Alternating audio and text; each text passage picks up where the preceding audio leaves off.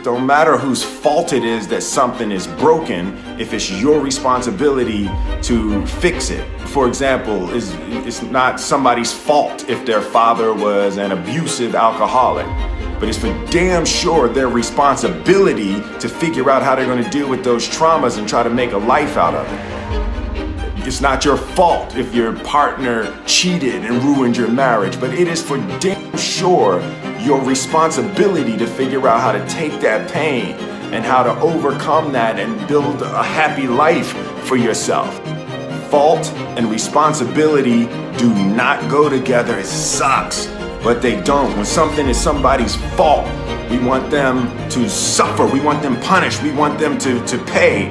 We want it to be their responsibility to fix it, but that's not how it works, especially when it's your heart. Your heart, your life, your happiness is your responsibility and your responsibility alone. As long as we're pointing the finger and stuck in whose fault something is, we're jammed and trapped into victim mode. When you're in victim mode, you're stuck in suffering. The road to power is in taking responsibility. Your heart, your life, your happiness is your responsibility and your responsibility alone. You can make a person smile, you can make a person feel good, you can make a person laugh, but whether or not a person is happy is deeply and totally and utterly out of your control. The prerequisite for spending time with any person is that they nourish and inspire you. They feed your flame. Look at your last 5 text messages. Are those people feeding your flames or dousing your fire? Put your phone down for just a second and look around. Look to the people around you. Are those people throwing logs on your fire or are they pissing on it?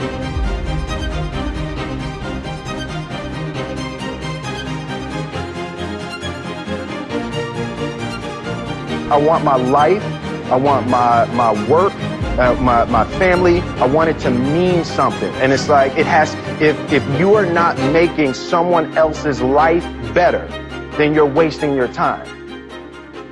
The separation of talent and skill is one of the greatest misunderstood concepts for people who are trying to excel, who have dreams, that want to do things. Talent you have naturally. Skill is only developed by hours and hours and hours of beating on your craft.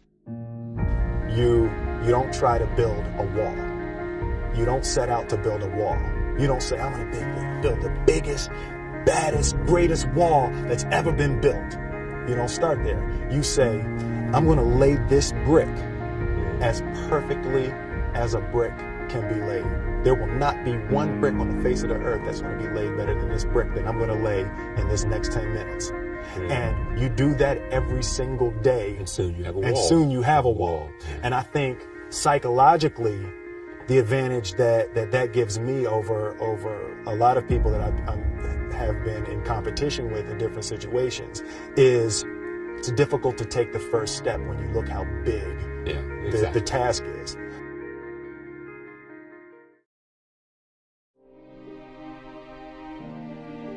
The definition of who I am is very clear to me, and it also redefines who I want to be, in that I know for a fact that I'm stronger than I thought I was.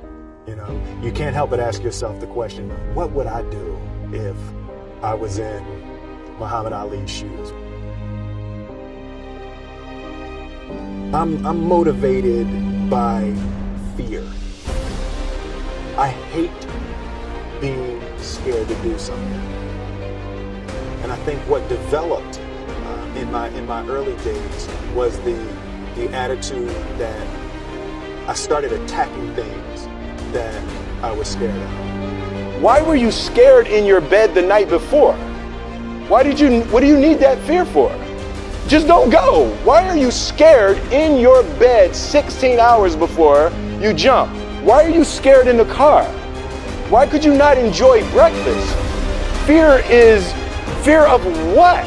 You're nowhere even near the airplane. Everything up to the stepping out, there's actually no reason to be scared. It only just ruins your day. You don't have to jump. And then in that moment, all of a sudden, where you should be terrified is the most blissful experience of your life. And God placed the best things in life on the other side of terror.